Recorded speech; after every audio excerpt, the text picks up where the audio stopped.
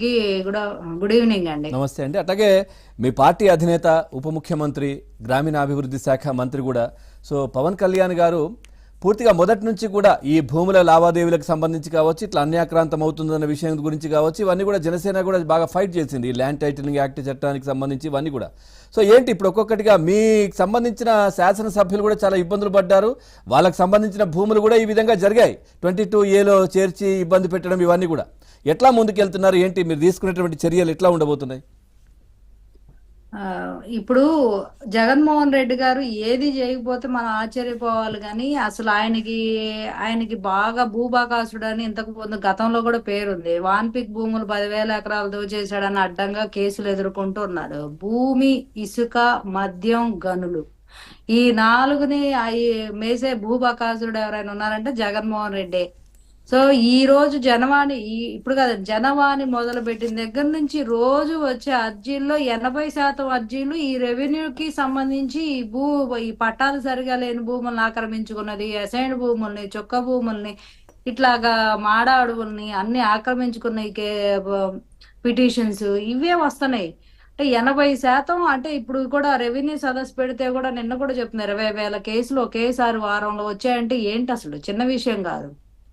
అలాగే ఇప్పుడు లక్షల్లో ఈ భూములకు సంబంధించిన ప్రతి ఒక్కళ్ళు మా భూమి పోయింది, మా ఇల్లు పోయింది, మా పొలం పోయింది, మా స్థలం పోయింది అని చెప్పి ప్రతి ఒక్కళ్ళు మొత్తుకునే పరిస్థితికి వచ్చింది. అంటే జగన్మోహన్ రెడ్డి అనుచరులు, నాయకులు ముందుగా కన్నేసేది ఇప్పుడు గ్రామం అయితే గ్రామ నాయకుడు ఆ గ్రామంలో ఉన్న భూములు ఏమున్నాయి, ఏవి సరిగా లేవు, ఏవి పట్టా భూములు, ముందు ఈ వాలంటీర్స్ ద్వారా ఫుల్ ఇన్ఫర్మేషన్ ఆల్రెడీ వాళ్ళ దగ్గర ఉంటుంది. ఆ ఇన్ఫర్మేషన్ ప్రకారం ఎస్సీ ఎస్టీలకి కేటాయించిన భూములు ఏవైతే ఇంతకుముందు గతంలో ఎస్సీ ఎస్టీలకి భూములు కాస్త కూస్తో ఉన్నాయి అంటే ఈ గవర్నమెంట్ తరఫున వచ్చిన పట్టా భూములు, లేదా చుక్క భూములు, అసైన్ భూములు, ఇలాంటి వాళ్ళు సాగు చేసుకుంటూ వాళ్ళకి అనేది గవర్నమెంట్ పట్టాలు ఇస్తేనే భూములు ఉన్నాయి. ఎవరో అతి తక్కువ మందికి తప్ప, కొనుక్కున్న వాళ్ళకి తప్ప.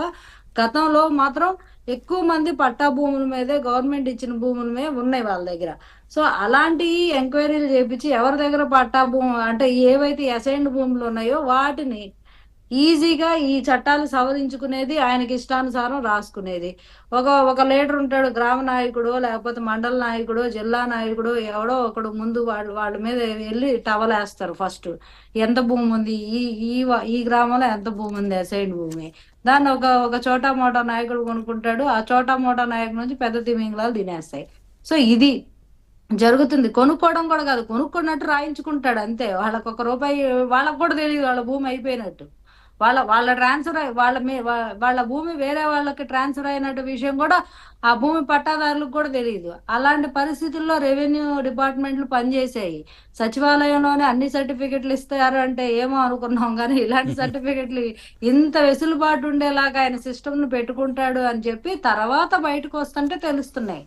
ఆయన మీ గ్రామంలోనే అన్ని జరుగుతాయి, మీ గ్రామంలోనే ప్రతి పని అవుతుంది, మీ గ్రామంలోనే రెవెన్యూకి సంబంధించి మీరు మండల ఆఫీసులు జరగక్కర్లా, చెప్పులు అరిగిపోయా చేయక్కర్లా అంటే అసలు మీకు సచివాలయాలకే రైట్స్, సర్టిఫికేషన్, క్రియేషన్ మొత్తం వాళ్ళకే అథారిటీ ఇచ్చారంటేనే అర్థమైపోతుంది.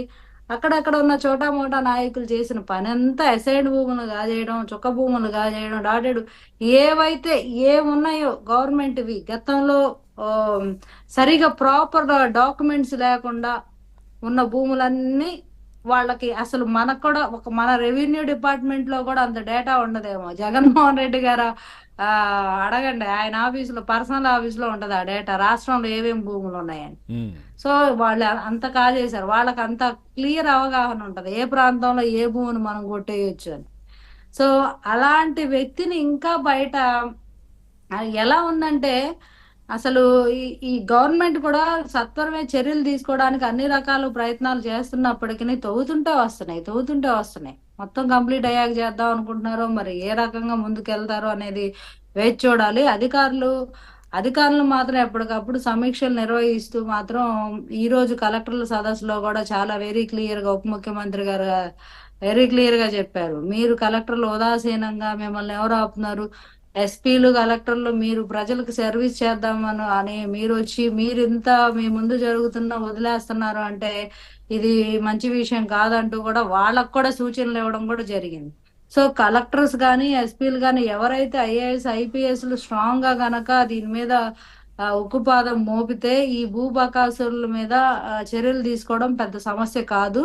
సో ఇక గవర్నమెంట్ కూడా ఎవరైతే స్ట్రిక్ట్ ఆఫీసర్స్ ఉన్నారో వాళ్ళ కోసం ఒక సిట్ లాంటిది వేసి ఈ ఏవైతే రెవెన్యూ ప్రాబ్లమ్స్, ఎవరైతే ఇట్లాగా వినతి పత్రాలు ఇచ్చారో, పిటిషన్ దారులు వచ్చి రెవెన్యూ సదస్సులో కానీ లేకపోతే జనవాణిలో కానీ టీడీపీ ఆఫీసుల్లో జరుగుతున్న ప్రజాగలం అలాంటి వాటిలో కానీ వచ్చిన ఫిర్యాదులన్నింటినీ సత్వరమే పరిష్కరించేలాగా ఫాస్ట్ మాక్సిమం ట్రాక్ ఇవే కదా ఒక వచ్చినవన్నీ కూడా సిస్టాన్ని ఎక్కడ ఎట్లాంటి కంప్లైంట్లకు సంబంధించి పెట్టినా జనవాణి కావచ్చు, లేదంటే ఈ లోకేష్ గారు పెట్టినటువంటిది కావచ్చు, లేదంటే ఇవన్నీ ఎక్కడైనా కలెక్టర్ ఆఫీస్ లో తీసుకుంటున్నటువంటి అర్జీలు కావచ్చు, ఇవన్నీ కూడా మొత్తం ఈ ల్యాండ్ కి సంబంధించిందే మాక్సిమం. మొత్తం 80% ల్యాండ్ కి సంబంధించినవే వస్తున్నాయండి. 80%. నేను కూడా జనవాణిలో పార్టిసిపేట్ చేశాను దాదాపు 7 days, 2 times 7 days నేను పార్టిసిపేట్ చేశాను. ఈ 7 days లో వచ్చిన కేసులు రోజుకు 100 మంది వస్తే 100 మందిని 80 మంది ఓకే, భూములకు రైట్, సంబంధించిన వాళ్ళు, వాళ్ళ దగ్గర ఉన్న పట్టాలన్నీ పట్టుకుని వాళ్ళ దగ్గర ఉన్న వాళ్ళ ఇంతింత ఫైల్స్ సంచుల్లో పెట్టుకొని వచ్చేవాళ్ళు అనమాట. ఇగమ్మా మావి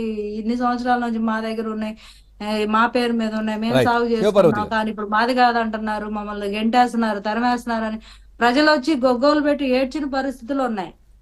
రైట్. సాగర్ గారు,